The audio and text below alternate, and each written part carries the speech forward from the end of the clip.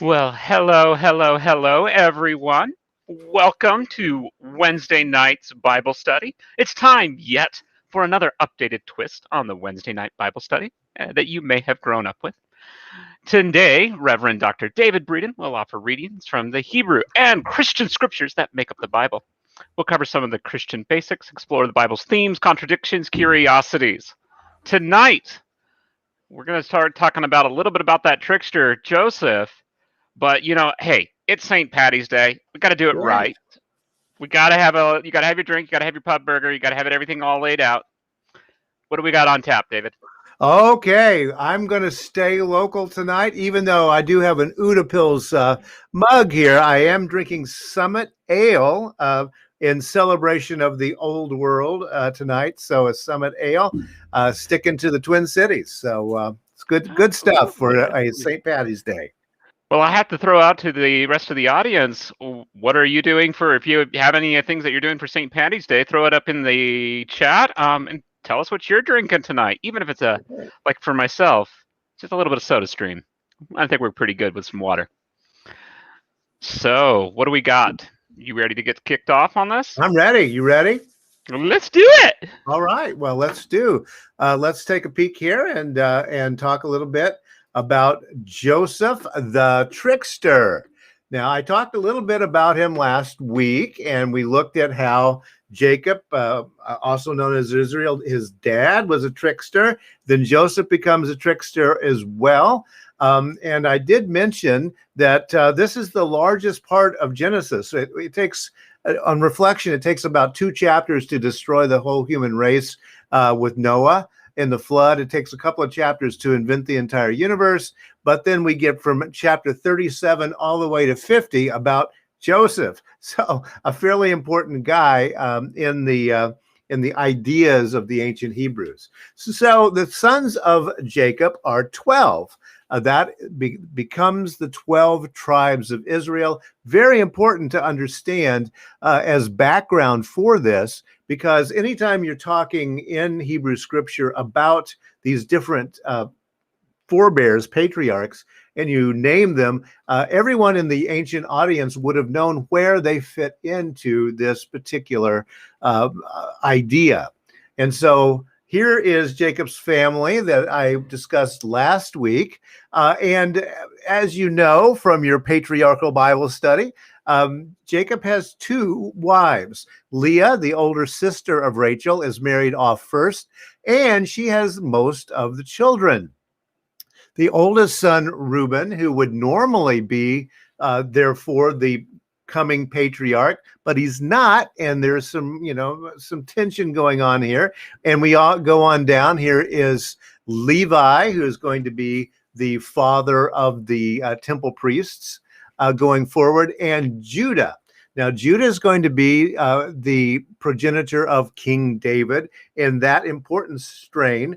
Also, Judah will be the name of the country that is to the south of Israel. The 10 tribes are in the north, and then the tribe of Judah is in the south. And then you have the other tribe, Levi, who have priests and don't own land. They're part of the temple system. So that's where we are. Judah will give us the name of Judea, and also will give us the term Jewish eventually. So that's that side of the family. Then we have Zilpah here, called Leah's servant. She's also a concubine of Dad. She has 2 kids, Asher and Gad. Then we have Rachel, the favorite wife of Jacob, and we have Joseph in his amazing Technicolor dream coat there, and his little brother Benjamin, his beloved brother Benjamin, who figures into the story, and then Rachel's servant, another concubine of Jacob, Bela, who is the mother of Dan and Naphtali. So those are the 12 tribes of Israel that will be that divide up the land of Canaan eventually. And so this is a family drama that has all kinds of outcomes way down the road, a couple thousand years on down the road.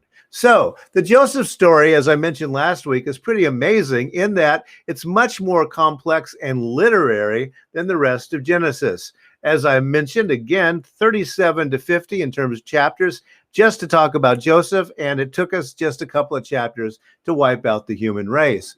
Though there's still clearly in this mix of texts, there are at least 3 different strains of texts with scribes adding pieces in. It's not nearly in the mess that a lot of Genesis is. When we talked about the creation story, for example, I talked about how there are 2 creation stories that are just essentially jammed together, and then after they're jammed together, they're jumbled along. So Joseph is a particular story, and it's very, very well defined and told. And so you can even, here's a nice Sunday school look. Joseph, son of Israel, part 1, and you get all of these stories. And as you will see as we go through, there are lots of online pictures that it was very easy to find to tell the story. So as you remember from last week, Joseph receives a special garment from his father Jacob, also known as Israel. We call it the amazing Technicolor dream coat, even a Broadway musical, but in actuality, that's a mistranslation, and it meant a coat with long sleeves, but it was still a very special coat.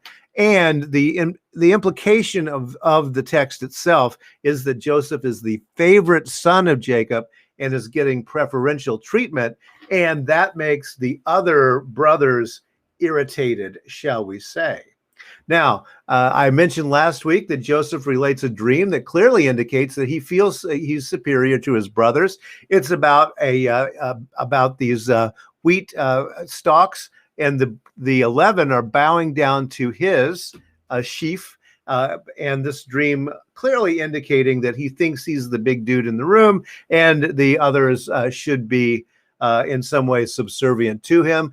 Guess how that goes over with the brothers, especially the oldest one, Reuben. So the brothers discuss killing Joseph. They do throw him in a pit. They say, yeah, well, I guess we shouldn't kill the guy, but we're going to throw him in a pit and let him starve to death if no one comes along and finds him. So not a good way to go. But as they are still hanging out around the pit, along comes a caravan, and they decide to sell him into slavery. So why not get some cash out of the brother that you want to dispose of? And so off goes Joseph into Egypt as a slave, as a bought person, very common in the biblical times that we're talking about. So, and then they report to their father that he has been killed by wild animals. Joseph has been killed by wild animals. They bring the Technicolor dream coat back. They have judiciously spread animal blood around on the coat to indicate that the animals had killed Joseph. They said, Dad, sorry about this, Jacob, but guess what? Your favorite son is dead. In actuality, he is on a caravan heading for Egypt.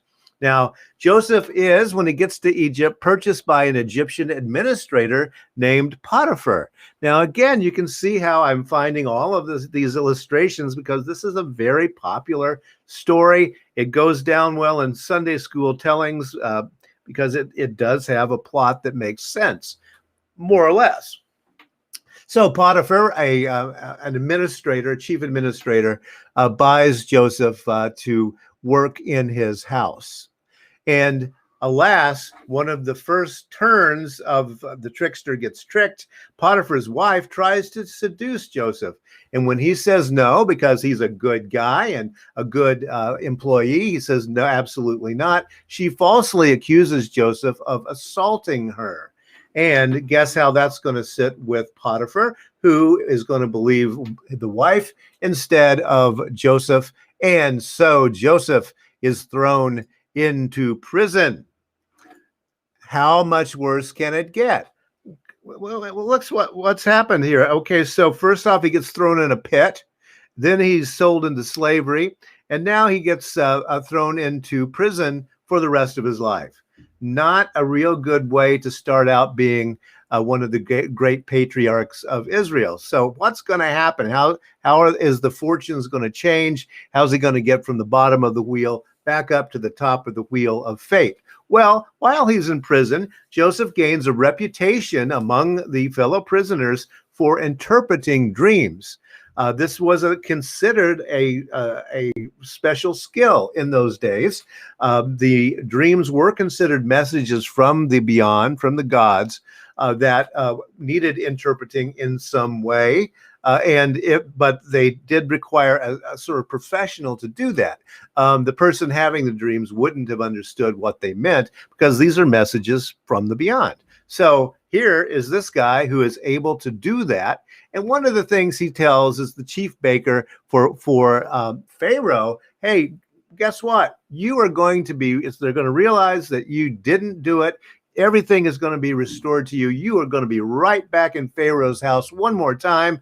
Remember me when you get there. And so by golly, Pharaoh has a bad dream, and it does happen as Joseph was hoping. I do want to read a little bit of the text just so that you can get the flavor of what's going on. This is chapter 41 of Genesis. After 2 whole years, Pharaoh dreamed that he was standing by the Nile.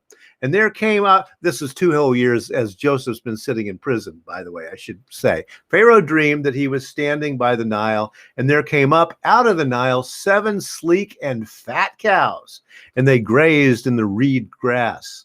Then 7 other cows, ugly and thin, came up out of the Nile after them and stood by the other cows on the bank of the Nile. The ugly and thin cows ate up the 7 sleek and fat cows, and Pharaoh awoke. Oh my gosh, what an ugly dream. Then he falls asleep and he dreams a second time. 7 ears of grain, plump and good, are growing on one stalk. Then 7 ears, thin and blighted by the east wind, sprouted after them. The thin ears swallowed up the 7 plump and full ears. Pharaoh awoke, and it was a dream. In the morning, his spirit was troubled, so he sent and called for all the magicians of Egypt and all its wise men. Pharaoh told them his dreams, but there was no one who could interpret them to Pharaoh. Now, those of you who have been following Bibles and Beer know that this has happened before. This also happens to Daniel later in the Bible story, that he has to interpret the handwriting on the wall, remember. So it's the same kind of thing. He too is being called into the very seats of power. So one of Pharaoh's servants was in prison with Joseph, and he says, guess what? I know this Hebrew guy. He always gets those dreams just right. Pharaoh, why don't you give him a call? And so Pharaoh does. And Joseph interprets Pharaoh's dreams, counsels Pharaoh to prepare for the fulfillment of his dreams. And the dreams mean this. Dream number 1, Egypt will have 7 years of bountiful harvests. And dream number 2, Egypt will have 7 years of famine. So 7 years of bounty. Going to have those big fat cows, going to have those big fat ears of corn, and then 7 years of lean times, skinny cows, skinny corn. Well, that sounds right to Pharaoh. And so he says, dude, you are promoted to deputy Pharaoh. You are so smart. We just got to have you in the service to Egypt here. And so off he goes in charge of storing the grain and the food for during these 7 good years, so that they will have grain and food coming up later. So that's the setup here. And you see how his wheel of fate keeps bringing him back up, right? Which is another aspect of the trickster characters. They always come out on top, no matter how bad it looks for them. By golly, they always dust themselves off and come right back. So he gets out of the pit, goes into slavery, but he doesn't starve to death in the pit. So it's not that bad. And then he gets into a pretty good digs here, loses his job because he is very honest and doesn't want to sleep with Potiphar's wife. And then bang, He goes to prison, and out he comes out of the pit prison again, and now he is deputy Pharaoh. Doesn't get a whole lot better than that in pharaonic Egypt, since Pharaoh is considered to be a god. And so he is in charge of storing food for those bad times. He gets a blank check, do whatever you need to do in order to save us from the starvation that we clearly are facing, because you, dear Joseph, know exactly how to interpret dreams. Now, I do want to stop just a second here, because the rest of the story will take us back into the family situation. But see if there's any kind of ideas that you're having so far. It seems a little far-fetched, but over and over and over in chapters 37 through 50 in Genesis, it says again and again and again, and the Lord loved or favored Joseph, and the Lord favored Joseph, and the Lord. And so that's the reason, according to Genesis, that things are always coming out cream pie with Joseph. So there you have it. Any ideas so far? And get a little bit of your green beer there. Well, I don't have green beer this time, but as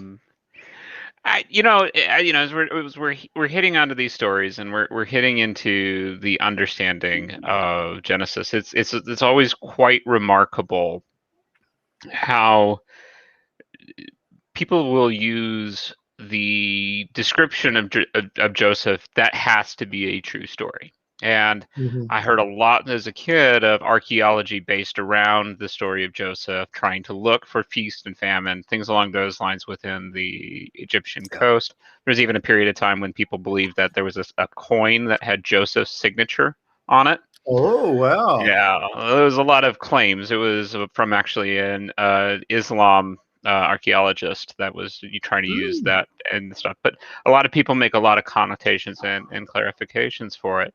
And so as we tie into, understanding these stories as the narrative, what is the narrative of what we've heard so far? Because as a kid, I was taught this was history. Right. But what is this? What is this coming from? Well, as we've mentioned before, most of the biblical texts were written down in text form during the Babylonian captivity or immediately thereafter. So we're talking about, 1,000 and some years after these events were purportedly occurring. And so really what people are doing, and as I mentioned this once about one of the stories, that it was a real estate dispute, which brother would get the land. Because we have 12 tribes, and we have 10 tribes to the north, and then we have little Judah to the south. It's only one tribe. And the 10 tribes are later going to become the northern kingdom, it's going to be called. The only leftover of that was Samaria, which becomes, the bad Samaritans when we study the Jesus story. But that's the up north way of seeing it. So what we're really doing is we're talking about how the family of tribes should be getting along. They were always a fractious bunch. This one thought this one thought that, this one was getting invaded from over here, saying, hey, come save me, rest of the tribes, and that kind of thing. So it was family dynamics, but it was tribal family dynamics, talking about by using these stories of the good old days. So Joseph is coming out of the family that's going to be part of the northern kingdom. Josiah, a king of the northern kingdom, is going to be a direct heir of his. And most people think that it's Josiah who says, write that story and make my, sixth great grandfather a good guy, loved by God. So that's probably why it happens that way. It's I guess it's a bit of a disappointment to see it that way. But these stories were floating around. But as I've mentioned before, there's no indication that there was any Hebrew tribe ever in Egypt. There's no indication that any of the next book, Exodus, there's no indication that any of those plagues occurred. There's no indication that a huge tribe of people left the country. So those just don't seem to be true. Wandering in the desert for 40 years, as they were going to do in the next story, there's no indication. I mean, that many people wandering around the desert for 40 years would throw stuff away. Where's their Dove soap bottles, or whatever.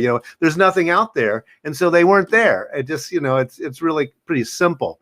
But again, that is a very rationalist, humanist way of looking at it. They're going to go to Mount Sinai and get those 10 commandments. They're going to build themselves a tabernacle. That's a tent that they're going to carry around with them that Yahweh goes into and hangs out in. And eventually they're going to build that temple. But it's fiction, not historical fiction, is really, I guess, the way to, yeah. Well, let's go back and see, because this does have a tie-in to how this story is going to go. So Joseph's brothers come to Egypt and they bow down asking for food. He acts like a tough guy for a while. Then he says, "Hey, where's my dad? You got to go back and get, where's Jacob? Where's your dad? You got to go back and get him. I'm going to hold this Benjamin brother hostage, and I'll slit his throat if you don't come back." What a hard, tough guy. They go and they bring dad back into Egypt. So Joseph's dream, that one about that he had right back there with the Technicolor Dreamcoat, this has now come true. All right. So he's a guy who understands his dreams, and it did come true. So the family is reunited, including Jacob. Now, in the story, how the story is going to be told is that they came down to Egypt and they were saved in Egypt from the forces that would have destroyed the Hebrew people during this time period, during this famine. That's the driving force of the story. So you start thinking about people in the Bible who go down to Egypt. And so is down to Egypt or up to Canaan. And so Abraham and Sarah, Rev. Wendy Jerome told you of that story about, Abraham pretends that Sarah is his sister so that, and does some kind of fast dealing there to save his own backside. So they go down to Egypt. And also Jesus and Mary and Joseph will go down to Egypt in some of the Bible stories and not others of the Gospels. But so there's a whole Egyptian mythology that's built into the Bible as this place where you go for refuge.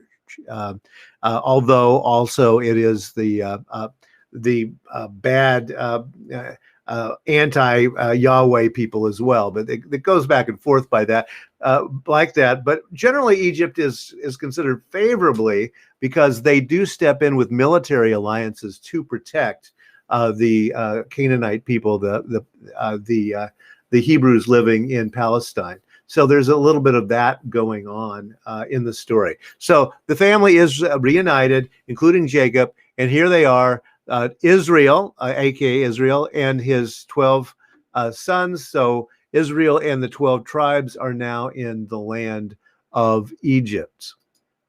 And very interesting and clever way of ending this, the book of Genesis goes like this. The Egyptians considered shepherding disgusting. So the Hebrews, who were a pastoral people and raised sheep and goats, become the shepherds in Egypt according to this way of seeing things. It says in Genesis 46, "Thy servant's trade hath been about cattle." That's just animals. Cattle was used in general for four-footed meat animals in those days, cattle. "From our youth even until now, both we and also our fathers, that ye may dwell in the land of Goshen," Goshen being another name for Egypt. "For every shepherd is an abomination unto the Egyptians." And so some things are set up at the end of Genesis to make sure that the story will continue. One is that the Hebrews are given a job. They're pastoralists, and they're going to do something that the Egyptians don't want to do. They're going to raise the sheep in Egypt. Also, the Genesis mentions that The Egyptians like them fine, but they won't eat with them. Now, this is part of Hebrew tradition, is having special dietary kosher laws and that kind of thing.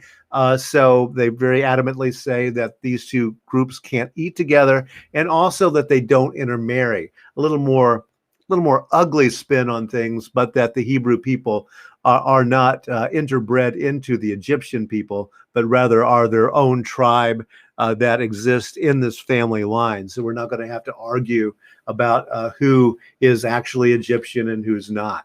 And so that's where we leave the story then. So Genesis has this arc. It goes all the way from Adam and Eve, all the way 50 chapters ago. And we have the destruction by flood. Then we have the Tower of Babel, so that people take off across the planet, peopling it with all kinds of different languages. And then we focus in suddenly on this one family with Abraham, and then we watch the patriarchs develop, and then we leave them in Egypt, and then they are going to in Egypt have a whole lot of babies, and they're going to create a nation in Egypt that is then going to leave. You can see how that story may be a little too clean cut for it to be clear cut, for it to really be true. But that is the story that they told. So that's it for my story today with Joseph. And one thing to think about in this is, why doesn't Joseph get revenge? If I had been thrown in a pit and then sold into slavery, if I had my nice Technicolor dream coat all messed up, if I had been treated as they treated me, I think I would want revenge for that. I think I would have Potiphar's head on a platter for throwing me in prison for 2 years when he wouldn't believe me about something I didn't do. But Joseph doesn't, in the story, ever seek out any kind of revenge within his rights in this patriarchal time to do that. And so part of what we're saying here, I think, is that forgiveness within families is a good thing, as would be then forgiveness between the tribes that make up Israel. So, yes, the prophecy says that that the Messiah would come out of Egypt. So Mary and Joseph had to go there to fit it. Yes, this is very true. That's very true. Absolutely. So they have to come up out of Egypt. They have to. Jesus has to be born in Bethlehem. So yeah, the early Christians are going down this list that's mostly in Isaiah, saying that the Messiah is going to do this and this and this and this. And absolutely. So exactly. Yeah. So it's interesting how family blood is such a key to much of what's in the Bible, right? We have a historical narrative. Many, the date of the earth was figured out, or quote unquote figured out, from the concept of the genealogies and following and making sure that the stories fit perfectly within the narrative, so people could at least look at it, even if it wasn't with a skeptical eye, and buy it. Right. Well, and we are conveniently given the age of all the patriarchs when they die. So it is mathematically possible, if you believe this, to begin to add things up. Joseph lives very specifically 110 years. So 110 years. So you can add that on this list and get your 4004 BC, as was the Victorian era number for how old or when the planet was invented. So yeah. And also they also have to explain why Jacob is buried by Abraham and Sarah.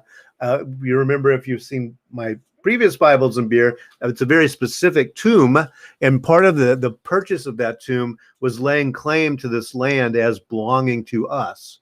And so it's very specific at the end of Genesis that Pharaoh says, dudes, dudettes, go thou up to Canaan and bury your father Jacob. And so there's this whole army of Egyptians who go up there and bury him. So because we have to explain, why is the body, how come the body ends up in Canaan. So, and that's the explanation.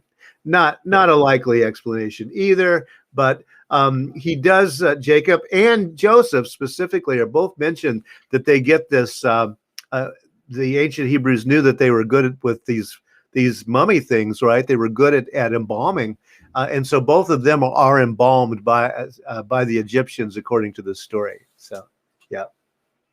So, Yeah. there's some interesting details of that sort. Yeah. And I mean, there's definitely, I remember hearing about the possible digging up of Joseph back in the day. Again, a lot of things are very speculative whenever you start getting into some of this historical stuff, and the narrative doesn't match or fit. But even if it doesn't, right, the goal again was you had them trying to lay claim not only to the land that they were in, but to lay claim to the story that shows that who they were and their past, so that would then lead to it.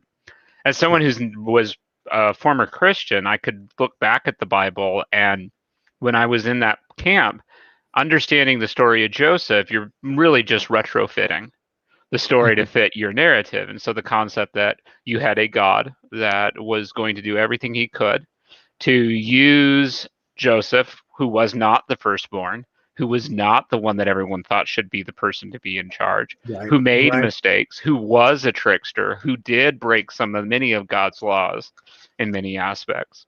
And use him to create that benefit. And so you get that whole story from Abraham, who screwed up, to Isaac, who screwed up, to Jacob, who screwed up, to Joseph, who screwed up, but God still used them to lay the claim into the story.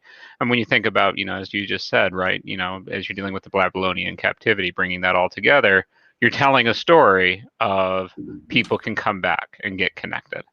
So Right. Well, yes, it's a usable story to talk about how you can mess up and then make it right. For example, and yes, that God uses fallible people. It is interesting to reflect the difference between Christian attitudes about how people should be, right, and how the ancient Hebrews thought people should be. And they're very different ways of being, right? The ancient Hebrews, these people were people. Now they did have morality and ethics, like Joseph running away from Potiphar's wife, but they also have lust. They also have greed. They also want revenge. We talked about Samson. I mean, there's nothing good about Samson. But he's an instrument of God, even though he's he's quite a loser, ham-fisted, kind of Luddite. But there he goes. He does the bidding of God. So it's a very different attitude. You don't have to be a saint in Hebrew scripture as you do in Christian scripture, right? So, right, yeah. Well, we're getting close to the end of our time today. I will have to definitely say thank you all for joining us, and I look forward to getting together next week. Is it you or Wendy next week? I can't remember off the top of my head. It's going to be Rev Wendy next week on next Wednesday night, and I'm sure that she will once again share some very current biblical scholarship with us. Always absolutely fascinating. She is the Bible scholar of First Unitarian Society, and always comes up with some very interesting things to talk about. So, absolutely. And if any of you are curious, I've gone ahead and thrown into the chat our podcast for Bibles and Beer. If you miss it, go ahead and you can subscribe to Apple iTunes podcast for Bibles and Beer and take a listen. I get this released about within the next hour after the episode in the show. Well, I think that brings us all to a close. We aren't all the way done. We do have our after party. I've gone ahead and thrown the Zoom link into chat, and I hope to see you all there. Is there anything you want to close out with, David? Well, thanks a lot, and don't miss our Coffee and Wisdom programming as well. Tomorrow, we'll once again be talking. We've been looking this week at some of the ideas about the Chapel Perilous and Arthurian legends and how that goes into neo-shamanism. And we'll be talking a little bit about neo-shamanism tomorrow. So tune in. Bye. Bye-bye, everybody.